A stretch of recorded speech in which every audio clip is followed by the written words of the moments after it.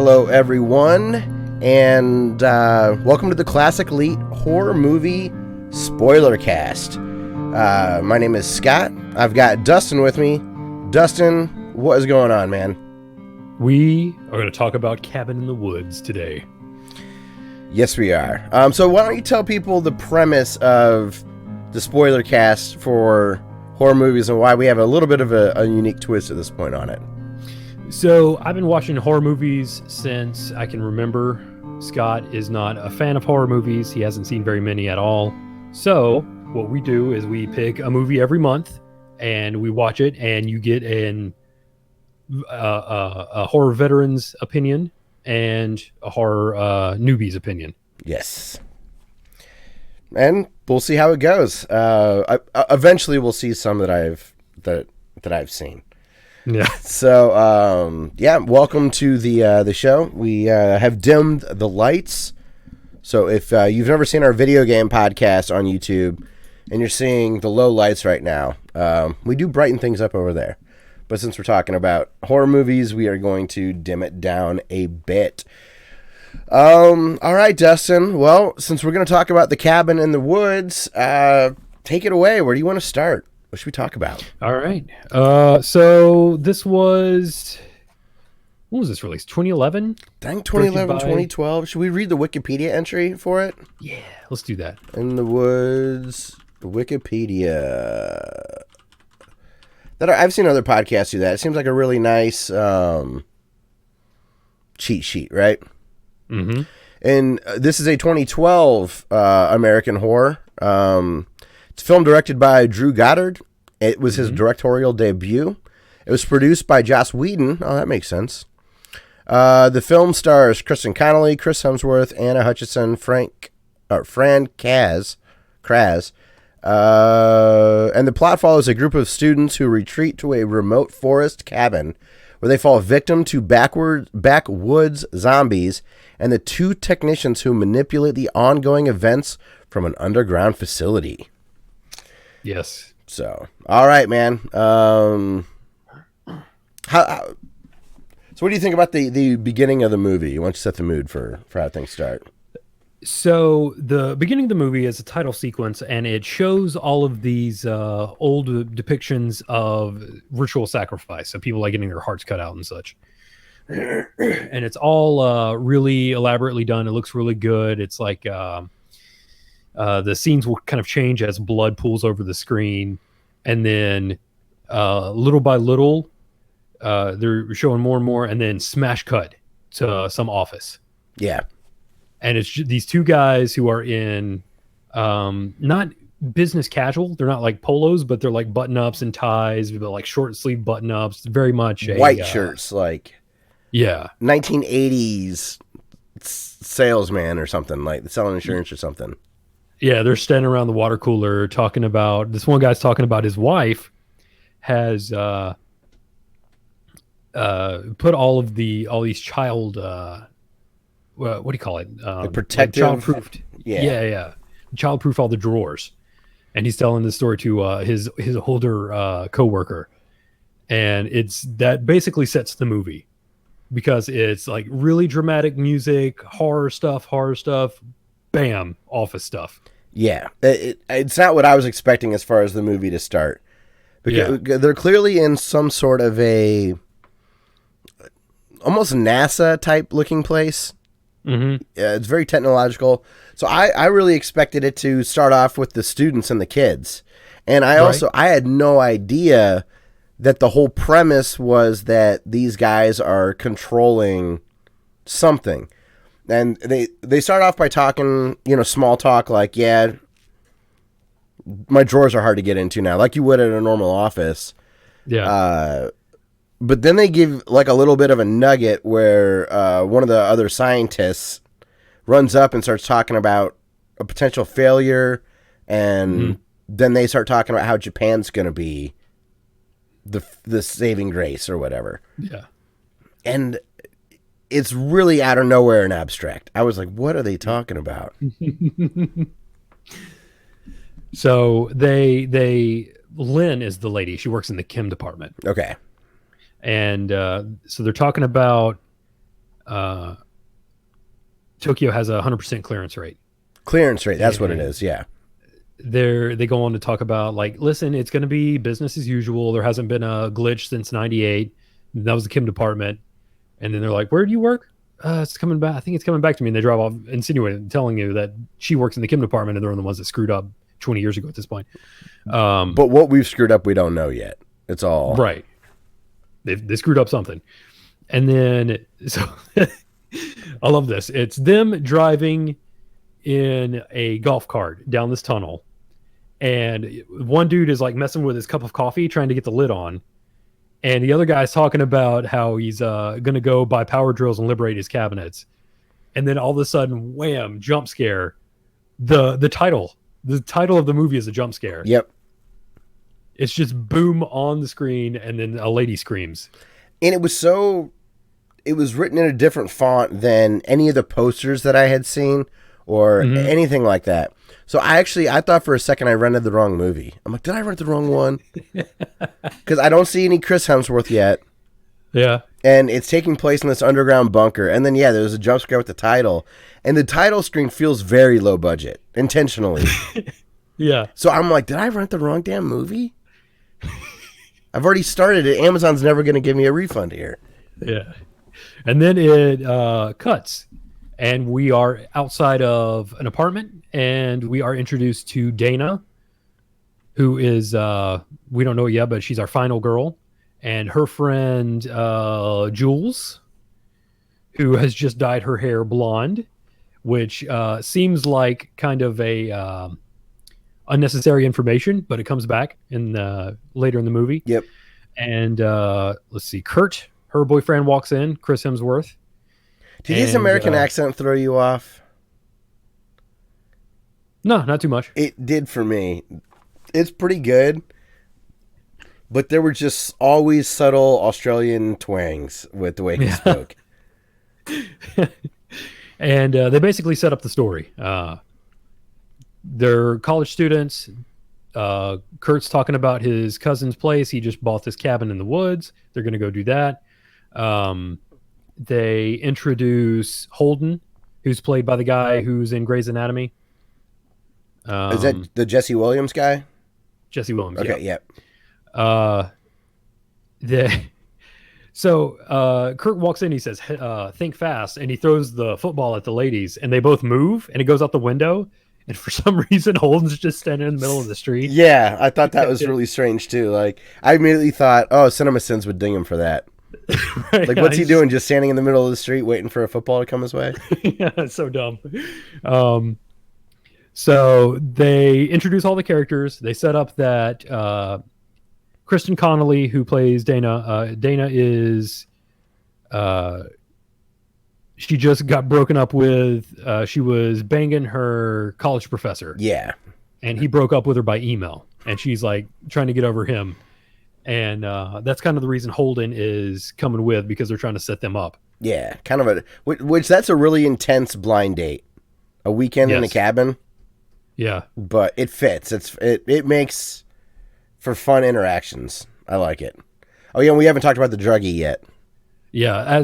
So they all leave. They are getting into the Winnebago, the Rambler, and Frank Kranz shows up, who plays Marty. Yes, Marty. And he is the stoner. And at that point, not only are you're starting to get a glimpse of their archetypes. And they're unabashed about it too. They're like, hey. Yeah. This is the cheerleader hot chick. There's the athlete. Here's the everyday guy. And Holden, here is... Yeah, you don't know it, but they imply pretty easily who the main girl is. Yeah. And then the stoner fuck up. Who I love. He steals this entire movie. He is amazing. I love that he rolls... My favorite way, they introduce him by him driving up, smoking a bong that he has made out of a like a to-go coffee mug, but like a reusable mug, but it telescopes, So it turns into this like giant like 4-foot bong that he's like driving and smoking, and then it collapses into it. It's just like they really nailed the cliche like college age stoner kid. Really into like weed gadgets and stuff. Weed gadgets. It's like if the guy who made the shaving cream thing from Jurassic Park, made a bong. Yes, it's exactly what that is. That's what we're looking at. That's what we're talking about. So they all make their introductions. They say hey to everybody. Say hey to each other. They all get in the Rambler and they head off. And they do a really clever thing where Jules is looking for this cabin on GPS, and she's like, "It's not on GPS. This doesn't even warrant global positioning satellites." And I think it's Kurt is like, "Yep, no, it's not on GPS. There's no cell phone coverage. There's no da da da." That's how they already get around the. Why didn't they just call? They do a really good job of covering plot holes with expositional dialogue, but it's done fairly naturally. Yeah, it's not it. Like even when they bring up the girl like changing her hair or whatever, she still like makes it. I forget exactly what her reasoning was, but it was like she's trying something funky. I don't know. It's just I've known girls that have acted exactly how she did. Yeah, it totally made perfect sense to me. Yeah. So after they're on the road, they get to the gas station, and this is like the quintessential like abandoned almost. Yeah. It's like or Texas Chainsaw Massacre. It's like this completely broken down gas station. It's got like all kinds of scary crap hanging in there, like dried animal skins and like metal like hanging, rusty metal hanging. Yeah. You just like, you're going to get tetanus trying to walk to the cash register. Right. And so they roll up and Holden goes in and he is looking around at all the creepy stuff. And of course the gas station guy jump scares him. Yep. And they go out, or he goes out rather, and they're all talking to the gas station attendant. And he does basically his Harbinger bit where he's like, bad things happen up there. I know about that place, that whole bit. And at one point he snaps at Jules, and then Marty comes up and says something sarcastic to him, which is really funny. Yeah. And he, at that point, the gas station attendant calls, he's like, "You were rude to my friend." And he's like, "Who, the whore?" And you think he's just like super brash and being a dick, but actually later on it makes a lot of sense. Yeah. But they get... Yeah, that's a great like foreshadowing piece that upon reflection is like, obviously... Yeah, we won't... Obviously we're spoiling the whole movie, but we won't get to it at this point. But that's such a great little nod to the fact that that's what she really truly is there for. Mm-hmm. He was speaking very literally and matter of fact, and I really like that. It was literal and not an insult. So they like Thor almost beats him up. Did you notice how like eventually they like just drive away or whatever? Mm-hmm. Did they ever really put any gas in? They do a cut that implies that maybe they did actually put enough gas into the Winnebago. Yeah. But there was never... Oh, yeah, Chris Hemsworth did throw money at him. That's right. Yeah. He throws it on the ground. Yeah. And then Marty... I forget what he says, but Marty has another funny quip. At that something about the railroad coming through. Yeah. He's great. Yes, he's the best part of the movie. I'm going to say that a bunch. Also, the actor that is the younger of the businessmen or whatever, the facilitators, maybe we should call them. Yeah. He's a dickhead, a really good dickhead in a lot of movies. Yeah. I forget his name, but he's excellent as well. He was in, if you've ever seen Billy Madison. Yeah. Okay. Yes. He was the Weasley bad guy. Yes. Yeah, he's just great. So, okay. So they drive off, and I didn't think about having to see my notes in this dim light. Let me Oh, put my red light flashlight out. Um, so they leave the gas station and they get to the cabin, and they do all of the like, oh wow, the cabin, and they're going through and they're looking at all the different things. they also, as they're driving through the tunnel, they do explain amongst themselves, the NASA guys or whatever, the facilitators, that so the gas station attendant explains that you can go like through a tunnel or whatever to get somewhere, and they have a really shitty CGI eagle fly into the electronic barrier, which comes into play later. But I thought that was really great because it showed you that something truly eerie is going on, and gives you really good insight. This might be like a Truman Show kind of a thing. But also really explains the world and a lot of the issues that they'll run into, which I thought was a well done touch in like a 3-second little clip. And you grasp the situation because it is clearly something really big going on, because it's like this giant force field. Yes, exactly. A lot of technology, and I enjoy it when the audience knows and the characters don't. Yeah. They don't clue you in. What's great is they don't clue you in on everything either. Right. So you feel like you know something, but there's still surprises. Yeah, definitely. And when it comes up later, you're like, oh no. Yes, right away you're like, he's done. Oh man. I can't wait. Okay, yeah, sorry. That was done so good. That's so funny. They get to the cabin, and they're all going around and they're looking in their rooms. And Holden he gets in his room, and there's this really, really cool but macabre picture of people like killing and dressing out an animal. Yeah, like a goat kind of a thing, like a white goat. Yeah.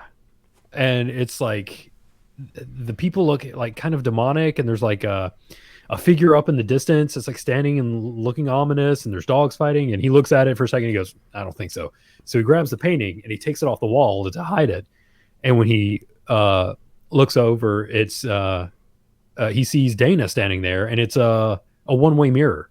Yeah. So she's sitting there like looking at her teeth and like looking at herself, and he's watching her, and all of a sudden she starts taking her clothes off, because at first, when I first saw this, I was like, no one gets to a cabin and like starts taking their shirt off. Like, why the hell would people do this?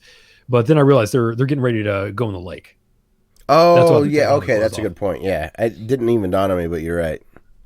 But so she's getting her bikini on, and he's watching her, and he's like conflicted, like fighting with himself. And as she basically gets her shirt all the way unbuttoned, he stops her. He like bangs on the wall, and then he shows all the rest of the cabin. And Marty has one of the funniest lines in the movie, because they're looking at it, and he's like, well, this was built back in the pioneer days. They had to build their own interrogation rooms. Yeah. So they all look at it and they're like, this is weird. Something's clearly going on, but they're not like too worried about it yet. And Holden and Dana decide to switch rooms. So they do that, and at one point Dana's watching him undress, and she's like, nah. She puts the picture back up, sees it, and goes, I don't think so, and covers it with a blanket. Yeah. And then it's them jumping into the lake. Which, it's great, again, like little plot hole things that they do cover really well. I keep wanting to say Bryn. What's her Jules? At the very beginning, when they're in the apartment, like they crammed a lot into that dialogue, because she also teases her about bringing her bathing suit and like forces her to bring one. So it's not like I would have accepted the fact as an audience member that she would have brought one, but the fact that they brought it up really, I shouldn't have missed like how obvious that's what she was doing. I don't know. I guess it just was like, In my mind, it was an 80s movie, so we have to have tits. Like, honestly, that's all I was thinking at that point. Yeah. So let's see. After the mirror scene, they go back down underground. And I think this is when Truman gets introduced, the guard. They meet him for the first time. Okay, yeah. And he doesn't have much of a part to play, but he's kind of the, I think he almost plays like the audience. Absolutely. Because he's kind of like, why would you do this? Why would we do that? Like, he's the skeptical one of. Yeah. And he's kind of like a hired gun, almost like a rent-a-cop, almost. Yeah. Because they mentioned, like, hey, this isn't the army anymore. You can cut out the sir stuff. Yeah. So he's introduced. Lynn is back down there, and they talk about they're talking about hormones. She's talking about putting certain hormones in the air and to increase libido. Yep. And that's when Mordecai, who is the harbinger from the gas station, calls in, and he's on the speakerphone, and he's trying his best to like get into character, and he's doing this like full on like the gods demand sacrifice speech while on speakerphone, and he's like halfway in this speech, he's like, the gods demand sacrifice, the lambs are prepped for slaughter, I can't wait. Am I on speakerphone? He's like, and the younger the dickhead office worker, yeah, what's his name? Is it Hadley? We gotta get Hadley. Yeah. Okay, Hadley is good. I was gonna say, yeah, he is the one that was in Billy Madison. That's all I wanted to say. Just so I'm trying to see. Yeah, Steve Hadley, Bradley Winford. God, he's been in so many things. I want to try to, like, his IMDb is absolutely insane. Gosh, I was just gonna try to. I mean, my God, this guy he was in RoboCop 3 even. Man, I guarantee anybody listening to this podcast, if you see him, you're gonna be like, oh, that guy. Yeah, definitely look up Bradley Whitford. But yeah, Hadley. So yeah, Hadley's got him on speakerphone, and then he does the awesome thing where he's like, "Oh, I'm sorry, it was an accident," and leaves him on speakerphone. And then the dude gets right back into the intense, the gods are ready stuff, and then it's like, "Wait, am I still on speakerphone?" Yeah. And it was handled so well. It seems like such an obvious joke to make. Yeah. But Hadley's just like such a dickhead. You know, he's bitching about his wife. Like, he's just so perfect in character. Bitching about his wife, and in such a snide way, like, says, like, I'm going to liberate my cabinets. You know, which is hilarious because it shows, like, his lack of empathy towards the safety of his child, which just shows his also lack of empathy for someone being embarrassed or, you know, breaking any sort of protocol from that perspective, which I thought was really good. Yeah. And it gives you the, like, you know, these guys you don't know what they're doing. You realize they're doing something crazy. And it is just like being at work and filing your GPS reports. It's a regular Tuesday for them. Yeah, it is nothing. It is just same old for these guys. Yeah. And actually, I think after that is when it cuts to the lake. Okay. And not much happens during the lake scene. I just wanted to point out, like I put in my notes, this is Chris Hemsworth pre-Marvel workout plan. Oh God, yeah. He looks slightly mortal in this one. You're right. Like he is. You can tell he's an actor because he looks good, but he does not look like Thor. He works out 8 hours a day, all day, every day. Yeah. If anything, the great Holden is probably in a little bit better shape. Oh, dude, he's way more cut and ripped up than Chris Hemsworth is. Chris Hemsworth's just like a bigger dude. Like, Kurt's a bigger person. Yeah. But, you know, if you were trying to hire someone to walk down a catwalk for you, you'd pick Holden all day in this movie. Yeah. Not the Totally. case so much anymore. But this had one of my favorite parts of the movie, though. And this made me really like Kurt's character a lot. So at one point, Marty and Dana are swimming they're in the lake. And because it's a horror movie, they start the tension music and all of that, right? Mm-hmm. And, I mean, it's a horror comedy, but they start the tension and all that. And then Chris Hemsworth is like, oh my God, what's that? What's that in the water right next to you? And talking to Marty and Dana, getting them kind of scared. Mm-hmm. And the tension's building and building a little bit. And then he goes, it's my girlfriend, and just kicks his girlfriend into the lake. And I'm like, that is such a hilarious joke. That is a funny, like, fun gotcha for the audience. It was a fun gotcha for the characters. I really enjoyed that a lot.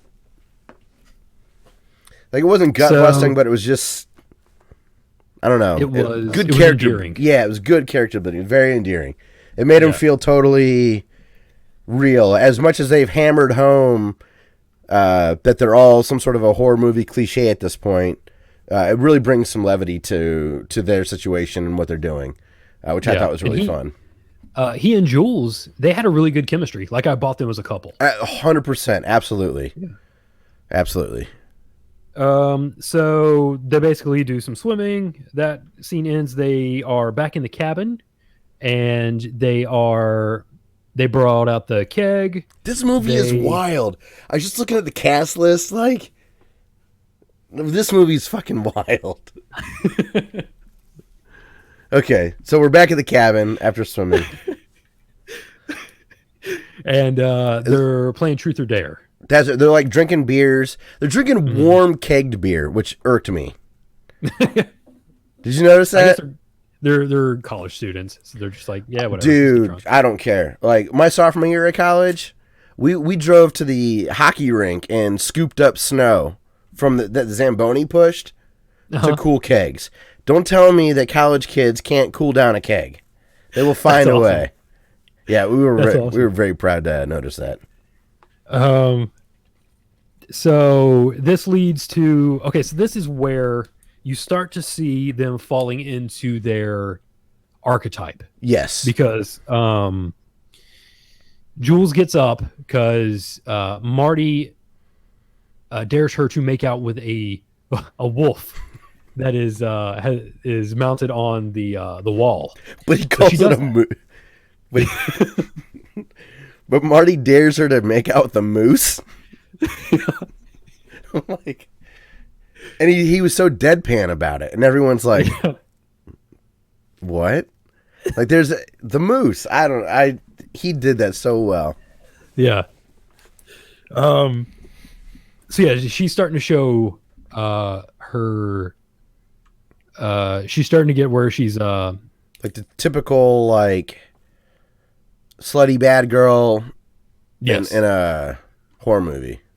Yeah, like the party girl, drunk.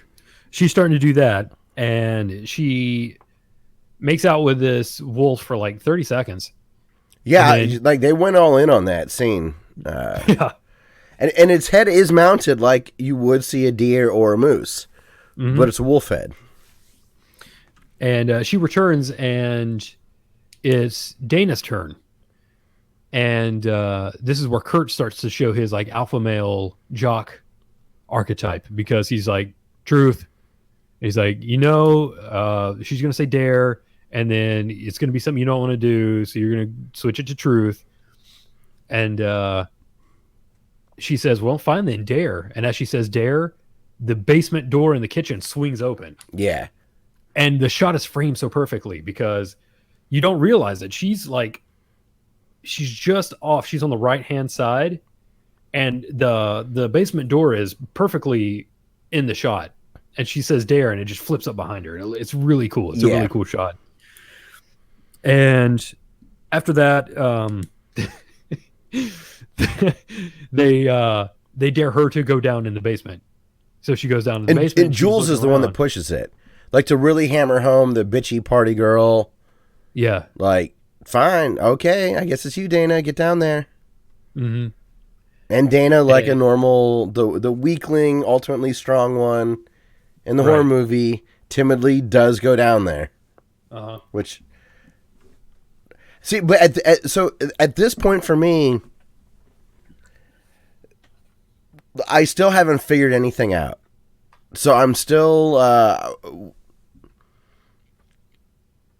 the tension that they portray on her, like going down the stairs and whatnot. It's still actually there for me as a viewer, even though I'm aware that there's like fourth wall breaking with Hadley and Truman being aware of what's going on, and they've showed that they are manipulating this stuff, so you know that the cellar door was not flung open by accident in any way at all. Like, it's clearly intentional. I'm still, as an audience member, wondering what the hell they're going to do to him. Are they going to lop her feet off, or what's going to go on down here? So there is some tension there, despite me being aware of what's going on to a certain degree, which I thought was well done. Oh, and when it flips open, Kurt says, must have been opened by the wind or something. And Marty's like, that makes sense. How? Yeah, I loved that. Because this has got to be like a 20-pound wooden door. Oh, yeah, absolutely. It's like a trap door, like a big enough for a human being to walk down. Yeah, like if you've seen Inglourious Bastards, it's like the kind of wooden door that you hide people in. Yeah. Like Underground Railroad type stuff. So yeah, Marty's just kills it, dude. And you're actually starting to see how Marty is. He's starting to see that things aren't right, and he's not falling into his archetype. Correct. I didn't realize it at the time, and now that you say that, it's so apparent. And so Dana goes down, and she's looking around the basement, and it is just filled with creepy stuff. And at one point, she turns and sees a picture, like kind of close to her, and she screams, and that's when they all run down. Yeah. And side note, the little girl in this, from the family that owned the cabin to begin with, is the little girl from Silent Hill. Oh, really? Yeah, in the movie Silent Hill. So they're looking around. They all come down there, and they're like, oh, hey, look at all this old cool stuff. Let's all play with it. And Marty's like, no, let's not play with it. He's like, let's all go back upstairs. I dare you all to go back upstairs. Yeah. Like, he's just trying his best to get everybody back up there. But then he sees some film. He turns around and sees some film, and he starts looking at it. And everybody gets drawn to something different down there. And the basement is literally filled with just all these different trinkets. Yeah, like you see like dolls and faces and different tools. Ultimately, they find a book. Like you mentioned, there are movie reels. A necklace, a conch shell. Kurt has like what kind of a password box would you say? Something out of like Tomb Raider or Hellraiser, like a Pandora's box kind of a thing. Yeah, that Chris Hemsworth's playing with, and yeah. So clearly, there's like something. They make sure that as an audience member, they smack you over the face with, pay attention to that. You see that mask? Look at that mask. Or you see that picture that startled her? Pay attention to that. You see that thing he's holding? It's done very well from that perspective. And eventually they all pick up an object, and they're looking at it, and they're fiddling with it. And it's like really tense music building up to something. And like Jules is about to put the necklace on, and Holden is looking really close at the jewelry box. Yeah, like one of those jewelry boxes that has a little ballerina in it. Yeah, and it's like spinning and doing. Yeah, my mom when I was growing up had a jewelry box like that. Yeah, and Kurt's holding that like globe Pandora's box looking thing, and he starts pushing a button in on it like inadvertently, but then suddenly they pan over to Dana, and she's got this old book that she's wiped off. And she's like, hey, guys. Yeah. And then they all stop. Yeah. And it's like, okay, their decision's made. And she starts reading from the diary. which is Resident Evil. Oh, no, Evil Dead callback, and so she's reading it, and it's really horrible. It's really gross stuff where it's from the perspective of the little girl, and she's talking about how her family's basically gone crazy. Her dad like cut her mom open and stuffed coals in her stomach, and what do they call it? Like in the black room, she says something like that. yeah, so it's the another secret basement part. Yeah, and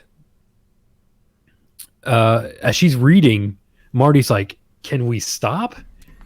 And she was like, and Kurt's like, "No, keep going." And she keeps reading, and then she gets to Latin. And I forget his line, but Marty says something else that's funny, like "Don't read the Latin." Oh yeah.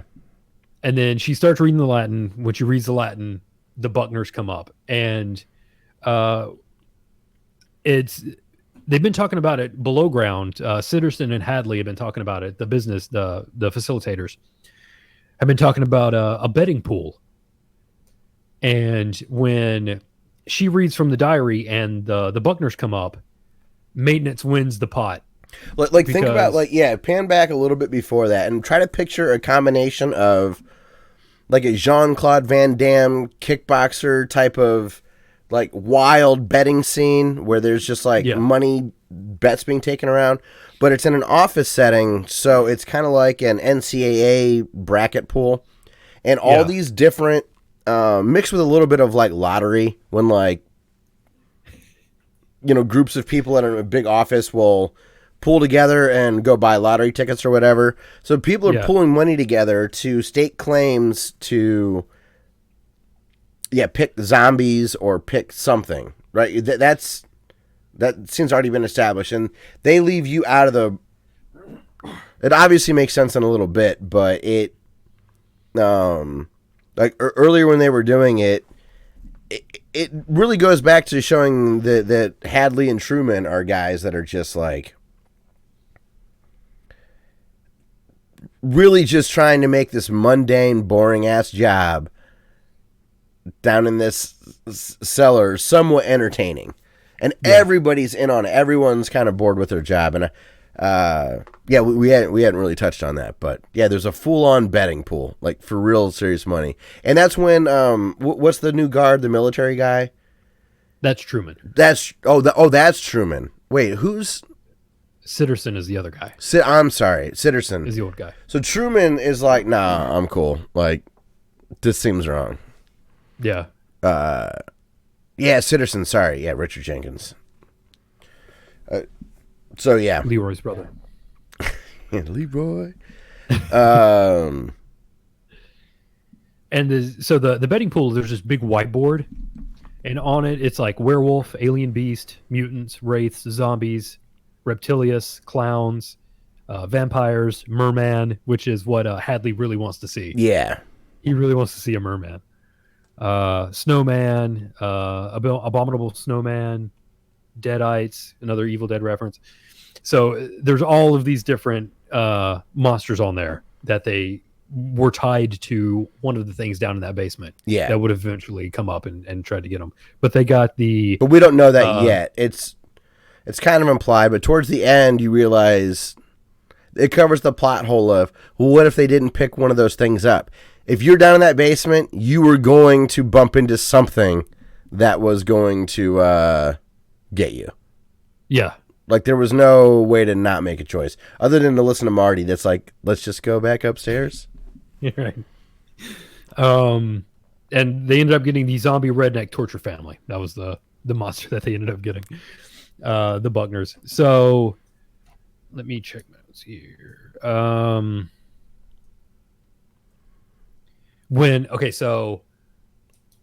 When they do get the zombie redneck, that's when Hadley's like, man, I'm never gonna see a merman. Yeah, like he's really bummed about it, and you feel for him the way he says it. So after they read the diary, they end up going back upstairs, and this is after the betting pool.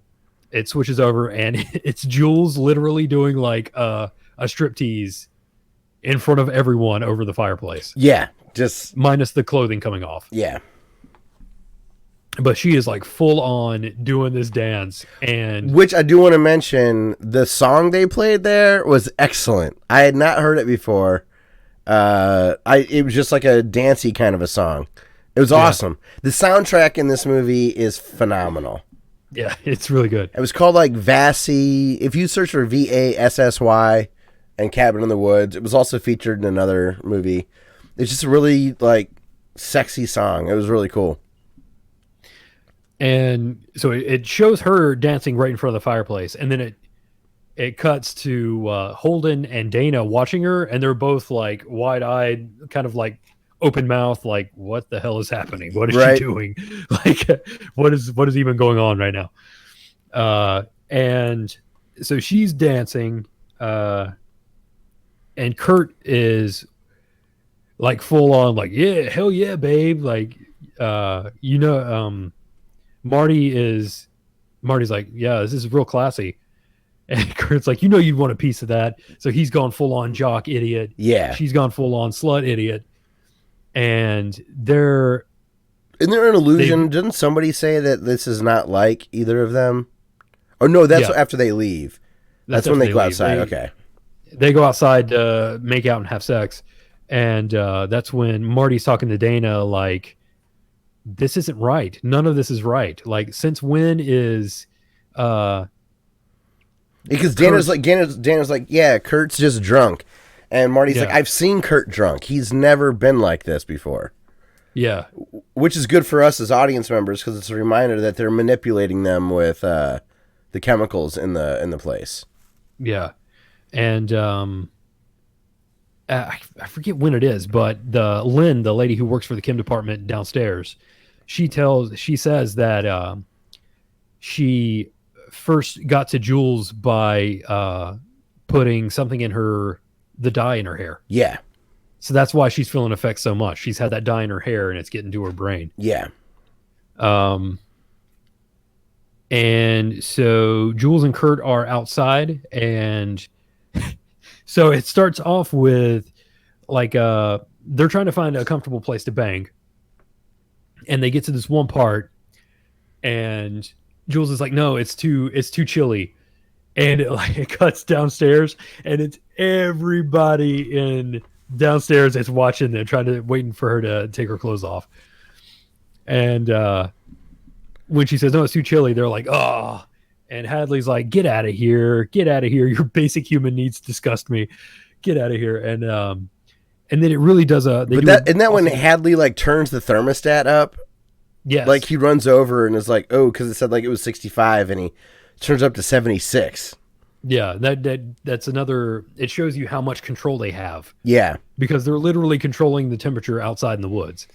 And they also did another. So once the temperature starts to be better or whatnot, it's either right before they get on the ground and start fooling around, but they also turned up a light a little bit, like so that she could see better, to like really show you like full on they can do whatever they want to manipulate these guys. And they flip up a switch and it does like pheromone mist. Oh yeah, like in really the woods to get them like extra horny or whatever. Yeah. So they finally find the spot. They lay down. They are watching them make out, and eventually Jules starts unbuttoning her shirt. That's like Truman's kind of disgusted by all of this, and he's trying to be like the quiet professional, just kind of sitting off in the background. But once she starts trying to unbutton, they show it's like this shot of Hadley and Sitterson watching them on the monitors, and you see Truman kind of peeking in from the corner of the screen, like, okay, I think I can watch a little bit of this. Yeah, like this, a little bit's not too bad. And they're talking like, oh, we really need to see tits or something like that. We really need to see boobs, just to show that, like, how detached that those two are from seeing this, because it's just like part of their protocol. Like, this is part of what we need to see out of these groups of people, and it really lets you know, like, they do this all the time to plenty of people.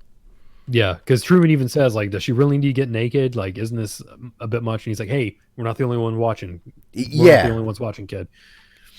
So they eventually So it's like this build up, build up, build up, and Jules finally takes her top off, and you see her boobs, and Hadley's just like, score.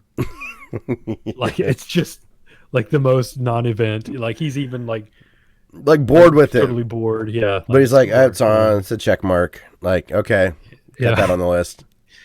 And then that's when the Buckners show up and they kill Jules. They get her first. And what a great entrance for that. Like, she's laying on the ground or whatever, and they just stab a knife through her hand. Yeah. Which is, like, brutal. And that brings you into, oh, my God, okay. It's just happening now. Yeah. So they stab her in the hand.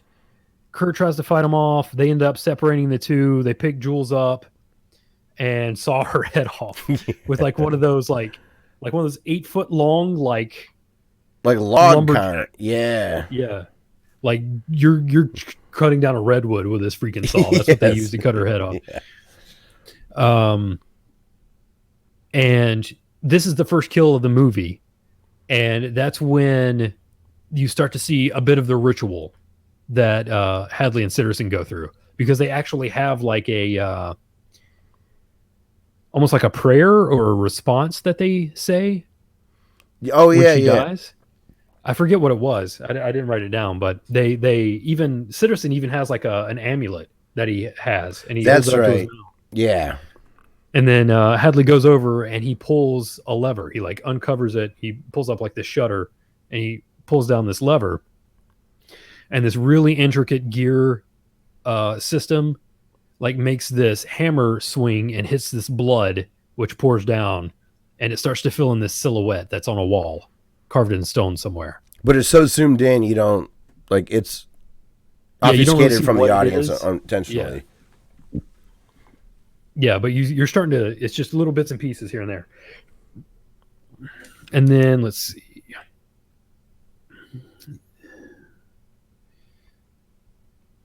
Well, this is when like Kurt, who I thought might have died at this point, he runs back and gets back to the cabin. Yeah, and is like, "Oh my God, we need something's wrong." He's bleeding a little bit, and that's when Dana's like, "Where's Jules?" And he's like, "She's dead, or she's gone, or something like that." Yeah. And then which of the zombies like show up and like throw her head at Dana? Oh yeah, that was Daddy Zombie. Okay. Oh, okay. So in here I have Fran Kranz. I don't know how to say that guy's name. Marty is awesome because before Kurt shows up, he's sitting in his room and he hears the voice because they're having like almost subliminal suggestions happening to them. Yeah. And some lady says, "You want to go for a walk?" And he's like, "What? You want to go for a walk?" And he's like, "I swear someone is talking." Yeah. And he's like, that's when he has kind of a freak out. He's like, is that when he's like, I think I smoked too much weed or I'm too high or something like that? Yeah. He's like, "You want me to do some kind of dance? You want me to do some kind of puppet dance?" And he's like doing, and that's when he's like, "I'm my own man. I think my own thoughts. I'm going to go for a walk." Yeah. That's when he walks outside. And he's like taking a leak, and the little kid zombies running up, walking up behind him. Okay. Oh, that's right. Okay. Kurt runs into him.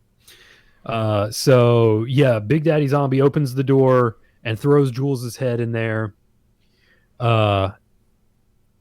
They knock him back out and start shuttering the place up. And that is when they knock him out. And they shutter it up, and they get the front room, and then that's when Kurt is like, "Okay, we got to make sure everything's locked down. Everything's gonna be all right as long as we stick together." And then that's when Hadley's like freaking out, like, "Oh no!" And then Sitterson flips a knob, and some vent opens and sprays in a gas, and it hits Kurt in the face, and he's like, "No, this isn't right. No, this isn't right. We need to split up." Yeah. And then they all split up and go in their rooms. And this is when Marty goes in his room. Go ahead. I was going to say, yeah, this is when Marty like figures out for real that people are looking and watching him. Yeah, He accidentally knocks over the lamp, the lamp. which uncovers a camera and microphone. And And he's like, "Oh, I'm on a reality TV show. yeah, he's kind of excited about it. My parents are gonna think I'm such a burnout." Yeah. And then that's when the brother zombie grabs him and yanks him out the window. And he defends himself using the super bong. Oh, yeah. He telescopes it out and he uses it for self defense. And the zombie gets the upper hand, stabs him in the back, drags him down into a grave, and you hear some knife stabbing noises and see some blood, but there's no on-screen kill. Yeah. And then that's when Hadley actually goes over and hits the lever for him. And there is some rumbling downstairs, even below Hadley and Sitterson. And you don't know why yet, but it comes up later. And see, Dana starts trying to keep the mom out of her room. And at one point, that's when the two-way mirror comes back into play, because Holden breaks the mirror and pulls her through, and they end up in the basement. And that's when they find the black room. Yeah. They are basically just kind of running from these zombies for a few minutes. They end up in the basement. The dad is chasing them down. He gets Holden, but they pull him down. Dana goes final girl on him and starts stabbing the hell out of him. He gets he's not dead, but he is he stops moving for a while. Yeah, like temporarily incapacitated. Yeah, he's incapacitated for a minute. And that is actually when they show they get out of the room, they get into the basement, and then that's when they switch to downstairs and they show Tokyo has fallen. Yeah. The little kids have beaten the ring girl, basically. Yeah, they briefly showed like once they tip off that like bad stuff's happening with these kids, they've picked that these redneck zombies are gonna kill them. They briefly pan over and show this girl from the ring like floating, and these little Japanese girls trying to get out of their classroom. They're like 9 or 10 years old.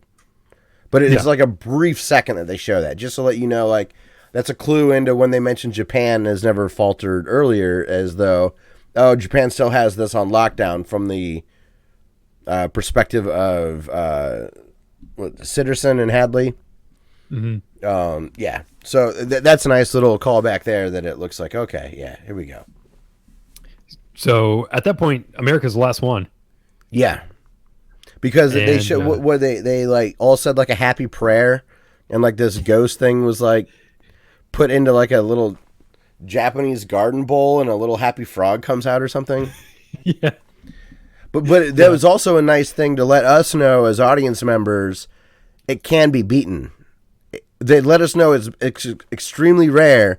It's been 15, 20 years or whatever, but they show that these, and Hadley's really funny. He's like, couldn't even kill like little girls. He's like all like irritated about it. So they get after they get out of the basement, they get to the Rambler. And as they get in, you see that there is a handprint on the side of the door. They are speeding out. They're about to get out, and they are heading towards the tunnel. As they are heading towards the tunnel, Hadley and Sitterson see it, and they realize that the tunnel they can still drive through it. It should have blown up. There should have been a detonation, but it didn't happen. Nobody knows why it didn't go off. Yeah. But it does, like, manually, Sitterson is able to get it to blow up while they are driving through it. So it does prevent them from getting away. Yeah. So, yeah, he's like, it's a really cool scene because he's running through the facility trying to get to the place where he can like basically hotwire this explosion. Yeah. So it blows up, the tunnel collapses, they back out, and they're looking at, so the tunnel is kind of it's almost like a really shallow horseshoe shape. Yeah, like they really imply that this road snakes really aggressively. Yeah. So here's 2 points where like it horseshoes. Yeah, so there is a relatively narrow gap between sides of the road if you couldn't get through the tunnel. Yeah, like think of like a bobby pin. Like the curve of the bobby pin is where the tunnel is. Yes. So they're completely cut off, but the two curves are very close to one another. Yes. And they're like, "Oh, what the hell are we gonna do? How are we gonna get over here?" And Holden jokes, he's like, "Well, I don't know what we're gonna do. Jump it." And Kurt's like, "Dude." So he gets his dirt bike, which they did show early in the movie was strapped to the back of the Winnebago. Yeah, it's been on the back of the Winnebago the whole time. And this is immediate, like you immediately start thinking, "Oh man, oh no," because you're thinking back to the Hawk immediately. And Kurt gets on his bike and he's like, "I'm gonna go get some help." And it's like this full on like rousing speech, good music, like uplifting music, hilarious jump. Yeah, as far as like he's clearly gonna make it. Yeah. And then, of course, we know the force field is there. No one else does. And he just slaps into it. And in a hilarious fashion. Like, yes. Like, it's horrible, but hilarious at the same time. Yeah. And he just tumbles completely against how physics would work in real life. Yes. He's like tumbling down this force field. And every time he hits it, it's like these electrical sparks that shoot out. And he hits it over and over and over for like 100, 200, 300 feet, like down this cliff. He's just hitting this over and over and over. And that's when Dana comes around and she's like, "Okay, puppeteers. Yeah, clearly something's happening here." Yeah. And they get back in the Winnebago. And, Holden hits the lever for Kurt because he's dead now. Holden and Dana get back in the Winnebago and they're flooring it out of there. And Dana starts to freak out, and Holden is like, you know what? One point I wanted to make was when you see Kurt and Holden at the beginning of the movie, they're basically like, either one of them could be the athlete because Holden plays on the football team. Yeah. Like that's how he knows him, is because they both play for the football team. But as Holden gets into he's the egghead. The only thing they could do was they put glasses on him. Yes. So it's like he's the egghead because he has the glasses now, and he knows Latin from 10th grade. Yep. But he does say it's strange how it comes back to you. So it implies that the chemicals have had an effect in, like, shaking loose the memories of, or the knowledge that's in his head from 10th grade. To me, it implied that he wouldn't have known it had they not been manipulating him. Yeah. But they're in the Winnebago, and Dana's freaking out, and he gives her the speech of like, "Hey, we're gonna make it, you and I, me. Just don't freak out on me, okay?" She's like, "Okay." And then, Terminator 2 style, like the mom like putting a blade through his head. Yeah, right through his throat. Like, he starts because he's driving. Yeah, he's driving. So, and he drives directly into the lake.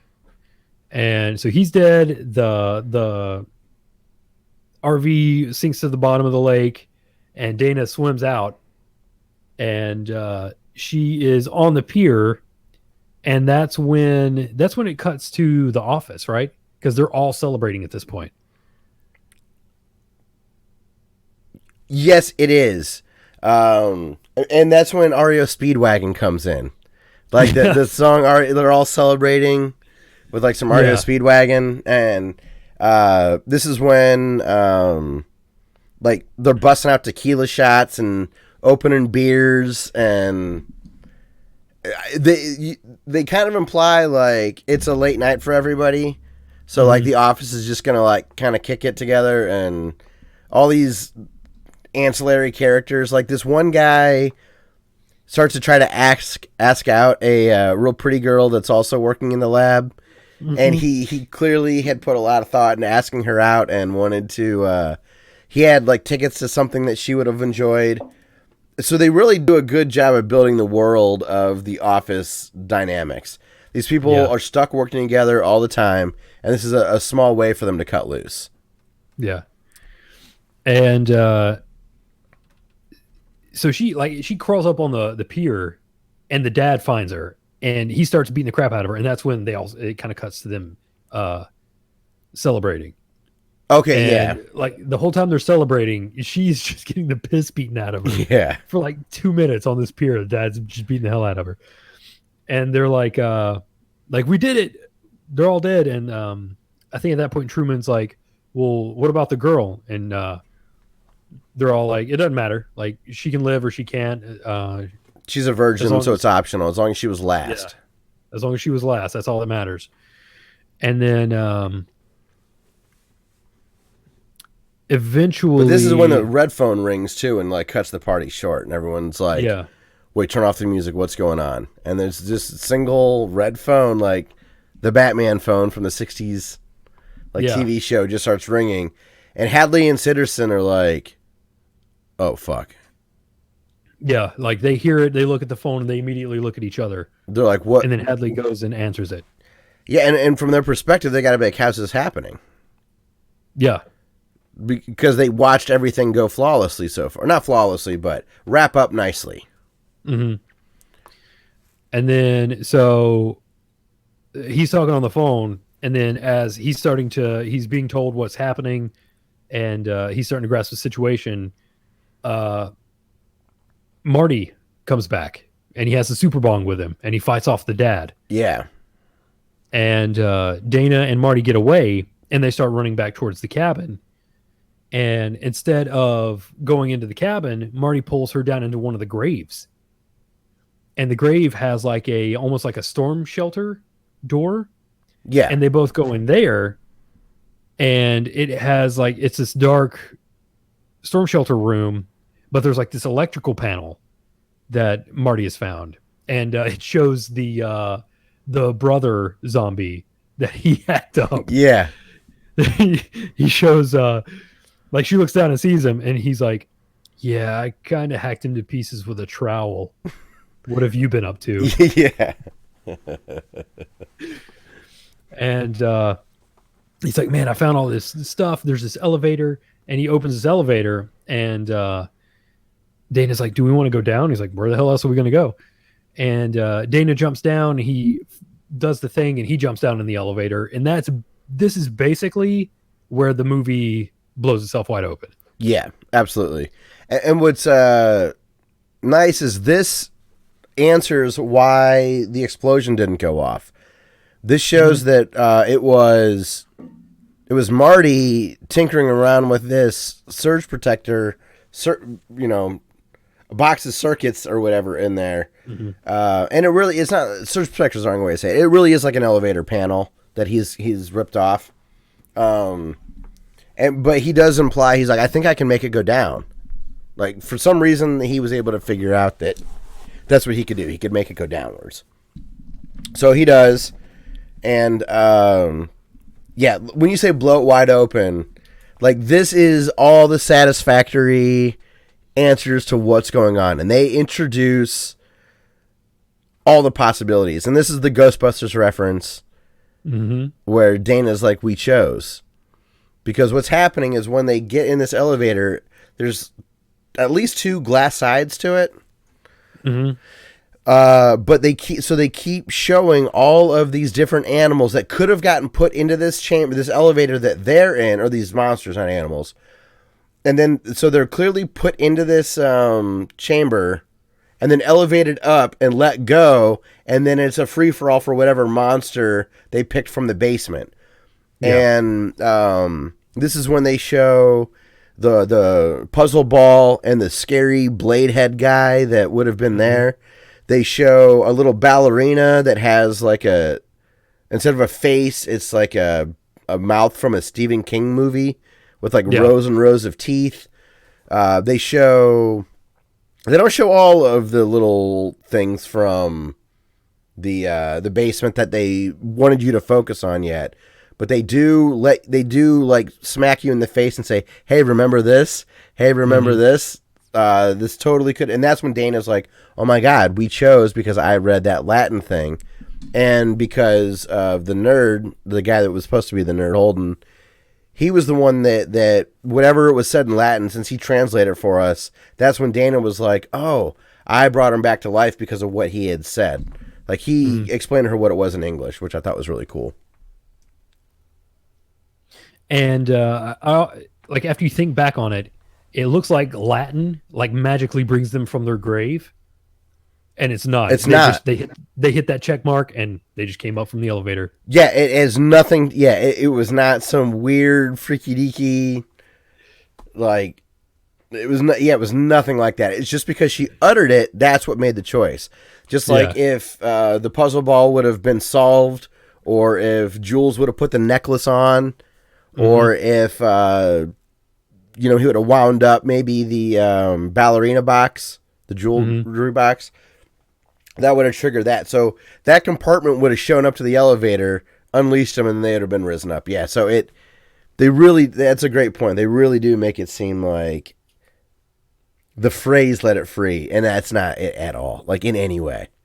It's just that she was tinkering with the book. Yeah. Which was great.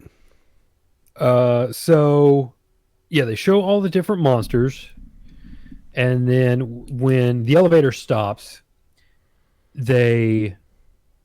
so everybody's looking for him, and they're like, "Hey, kill the guy, leave the girl alive. You can kill her later, but just kill the guy first." Yeah. And as soon as the elevator stops, there's a guard, and he's trying to get a clean shot. A zombie hand from the brother that he killed with the trowel up above grabs him and distracts them, and they get away.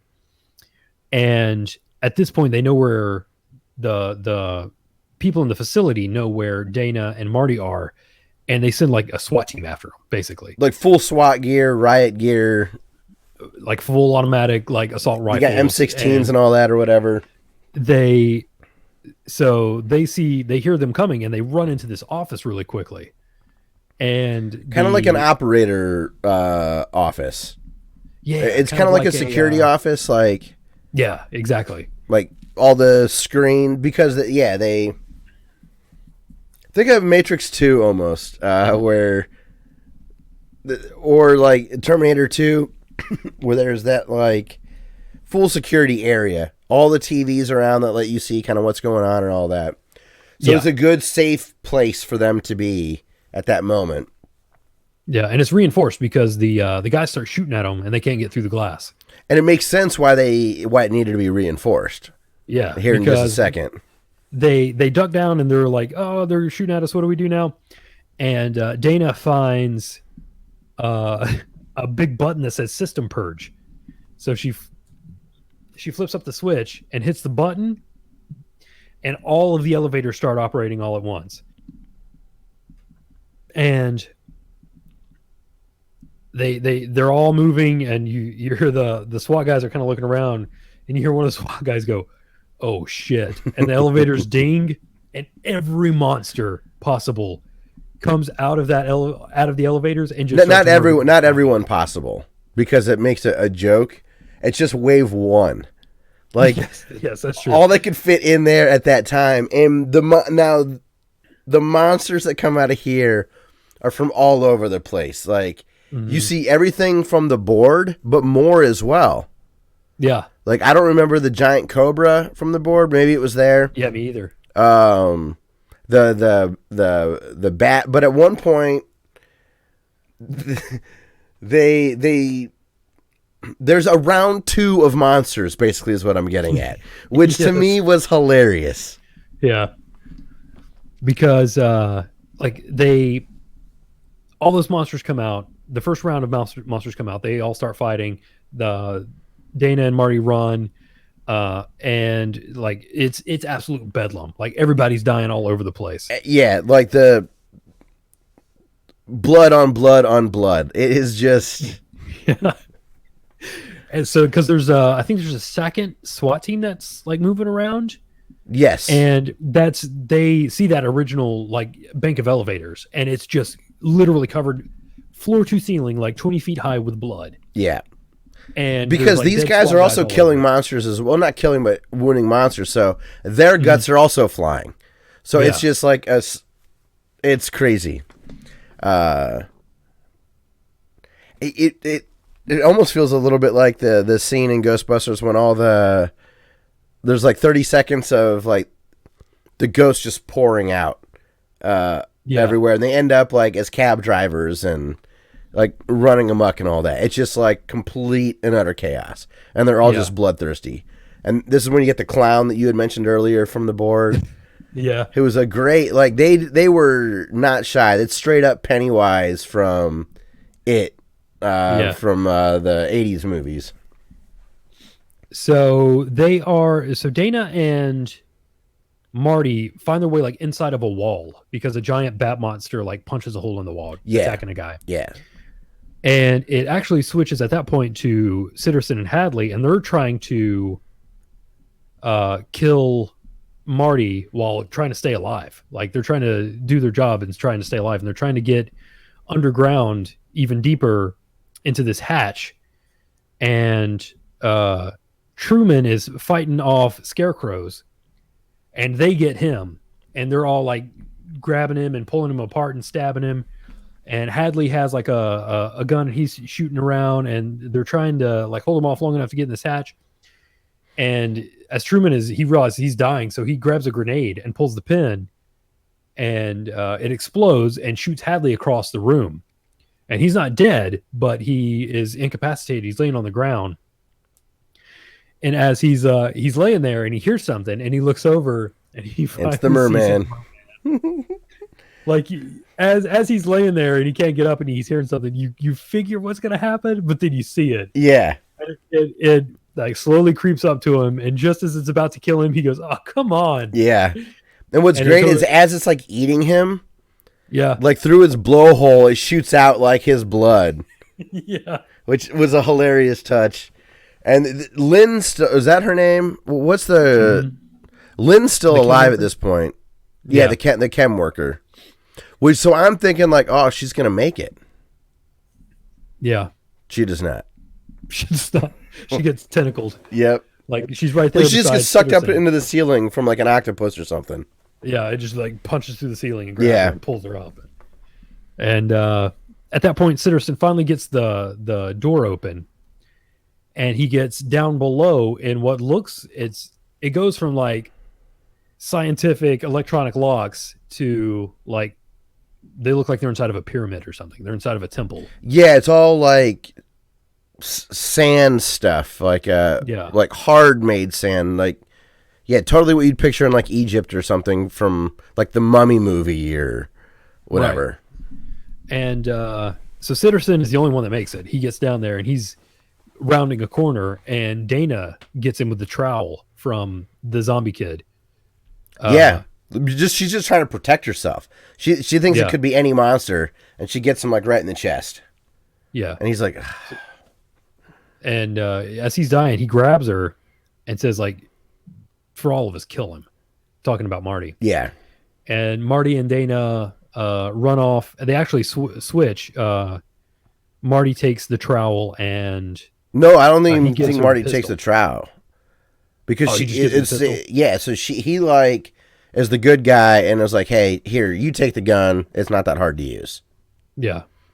And so now they end up so is this when they finally get to like the rituals section? Like the main, it's almost like they're on top of like a really big pillar that's kind of like an altar in and of itself. And then around the altar, they finally explain what the bloodlines are that you were talking about earlier, and then they show all the archetypes of the people that need to be sacrificed. Yeah, which is in itself a Blade reference. Oh, okay, cool. I didn't realize that. So yeah, and they're down there and they're looking around like, what the hell's this? And Dana says, "Oh, it's us." And that's when the director shows up, the person in charge of this entire facility. I'm so glad this was not spoiled for me. I had no idea. This was amazing. One of the best cameos in movie history. Yeah, for real. The director who was on the other end of the red phone. And who is probably the one that... Do you think the director was the voice that was talking to Marty? Who do you think that was? Oh, that's a good point. I don't know. I want to go back and listen. Because she seemed hands-on. Yeah. Like... Because she seemed like the type that... Clearly, because she steps in here and is like, fine, if you guys can't do it, I'm going to fix this. So she might have been kind of nudging him along, thinking that there was something wrong with Marty. And didn't Lynn also say that she did drop a line that all the weed he was smoking, they thought was laced with something that would make him act like the hair dye, but instead it actually made him immune. So it was his chronic smoking that has kept him alive up to this point. Yeah. And that's acceptable. But who's the director?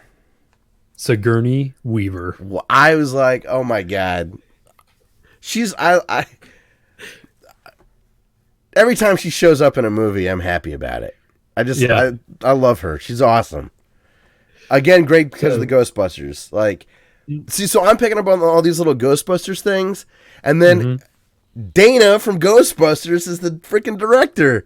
And there's a character named Dana. I'm like, oh God, Joss Whedon. I didn't notice at the time because I just found that out. But I'm like, boy, these guys really loved. Well, at least this time for me, they loved Ghostbusters. This is clear as day. And how the hell did they get Sigourney Weaver in here? And she was great. Yeah. She's awesome. So she starts breaking it down. Yeah. She explains that basically the facility exists because there are old evil gods that used to rule the world, and they've been lulled into a slumber by ritual sacrifice.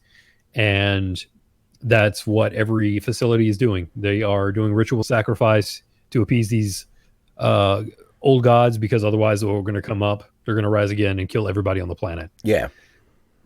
And the ritual is always the same. There is the virgin, the athlete, the fool, the scholar, and the whore. So when back to the Harbinger, he was literally just calling her by her archetype. Yeah, she's the whore. Yeah. Yeah, absolutely. I wonder if he ever called someone else like fool. Called him a jock or called Marty a fool or something. Yeah. Maybe. They sprinkle that stuff in so nicely throughout the movie. This is definitely one I'm excited to go and rewatch. But so she explains this, she's breaking it down, and at that point, Dana, who has the pistol, is like, she's like, well, if I kill Marty, then I'll save the world. And she starts pointing the pistol at her. Yes, Sigourney Weaver explains it and explains it very well. And so Dana's making the moral choice of kill one to save millions, or kill one to save thousands, or whatever. And Marty's like, what are you doing? Like, Marty's don't kill me. What? Yeah. Like, he's basically staring there on the barrel of a gun, and they're kind of talking back and forth, Marty and Dana, for a second, and you start to see the werewolf come up behind Dana. Yes, that's right. And that's when the werewolf attacks Dana, and the gun goes like flying across the pillar, and she's getting attacked. And then Marty and the director are fighting for the gun. And Marty's actually a good dude, because he fights off the director, gets the pistol, and shoots the werewolf. Yeah. And it runs off. So Dana doesn't die there. And then so I think the werewolf and the director are next to each other, like the wounded werewolf. And does Dana like kick him off the edge? Is that how? Or does Marty do that? One of the characters boots the director off the edge. He shoots the werewolf. The werewolf runs off, and the little girl came down the elevator. That's right, the ballerina girl. Yeah, and as he is distracted with the werewolf, the Patience is her name. The Patience, the little girl Buckner zombie, and she has an axe, and the director gets the upper hand on Marty. They're wrestling, and Patience axes the director in the back of the head. That's right. That's right.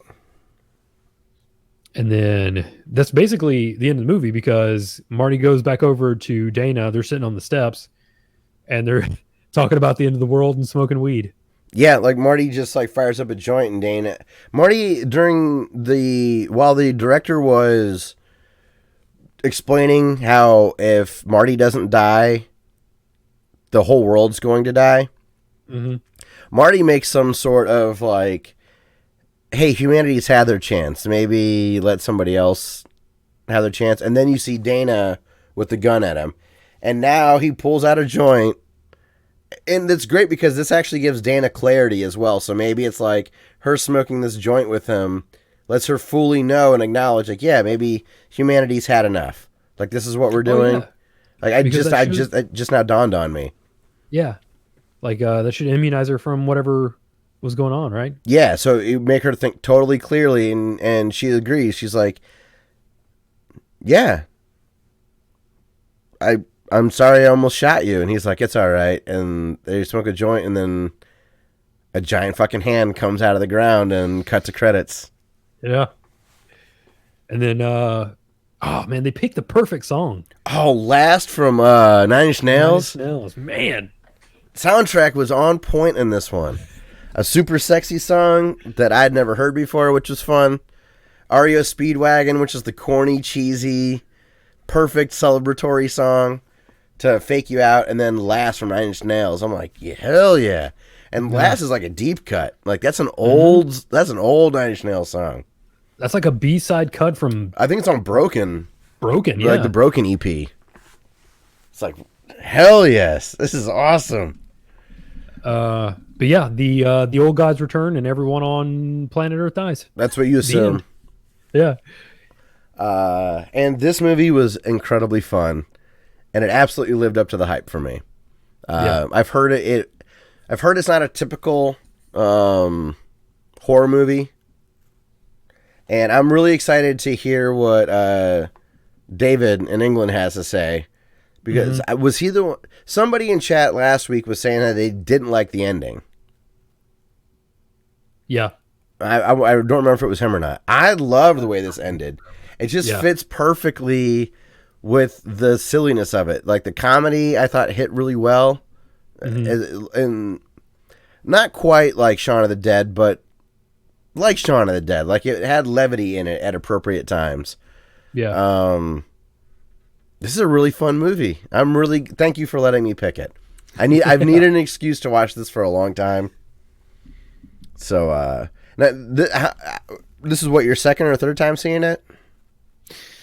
Let's see. I watched it to, I think it's my fourth. Okay. So what do you think of it now? I mean, has it held up with repeat viewings? Absolutely. And even more because I'm picking up on like, it was this viewing where I was like, oh, the whore. I get it. Because I always thought that was really weird how he was just like, he called her a whore for no reason because she's not dressed. Like she's dressed like a normal person. She's not a regular college girl. No, yeah, she's not like, other than the blonde hair, she really doesn't come across as a stereotypical whore in any way. Yeah. You know? And then it dawned on me like, oh, dude, he was just calling her archetype. Like, that's the whore. That's the jock. That's the, yeah. There are no characters that really bothered me. Like even the intern during the betting scene, I thought was really funny. It was over the top, but I really liked it. I already talked about the awkward interaction where the guy wanted to ask the one girl out on a date. Like there were just little subtle one-offs that I thought were really fun. That guy that you're talking about that ran the convenience store, he seems like bored with it, like just sick of everything. But such a curmudgeon that plays really well into the expectations we would have at that time. Not knowing that he's necessarily in or even if he is, that he's evil in a way that we're used to. Not that he's just bored with his job, waiting for people to come by to tell him, oh, people go up to Buckner, but they don't come back. Or, you know, he's probably done this hundreds of times and is just sick of it. Yeah. So A couple of things. One, I want to remind myself to. We need to. You should watch for everyone watching. Gosh, I need to wrap it Words. up. I can't talk anymore. Yeah. We've been at a few hours tonight. Good Bad Flicks did a great video where he shows all of the references to all the other movies. Oh, awesome. Okay. And that's on also, YouTube, Good Bad Flicks. Yes. Yes. And it's literally just every reference in Cabin in the Woods. That's the name of the video. But this movie was, I don't know of another movie where you're simultaneously rooting for both the protagonist and the antagonist. Yeah, like, they do a really good job with that. You want the kids to live, but you really want Sitterson and Hadley to get these kids. Like, you want them so badly. Absolutely. Because we all like can empathize with Sitterson and Hadley. Mm-hmm. We're like, I get it, man. You're at a grind. Like, this sucks. Like, just get to the weekend kind of a thing. Yeah.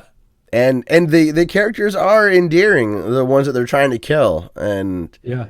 But the hard cuts are, I think, what makes it the way they cut it. I mean, the cinematography is different, whether you're watching the orchestrators of it or the kids. And that hard cut, like, helps me disassociate them from one another. Like, you totally can remove yourself from falling in love with either one of the set types. I totally agree with you on that. That you really are rooting for the bad guys and the good guys at all times. Like, I can't believe that I liked all the characters that they were trying to kill. Right. Like, they did the casting, I thought, was excellent. They all played the part really well. Yeah. It was very fun. Marty was so good. Marty's an A+. Yeah. Everybody else did a pretty good job. Yeah, Marty was... My parents are going to think I'm such a burnout. This is the first time I saw Kristen Connolly. She's adorable. She was Dana. Yeah, absolutely. She's really pretty, like in a Kimmy Schmidt or the girl from Community that's also in Mad Men. The nerdy girl in Community. Ali. Community cast. God. Allison Brie. Okay. Yeah. No, I agree with you, man. Just all around. And Anna Hutchison as Jules.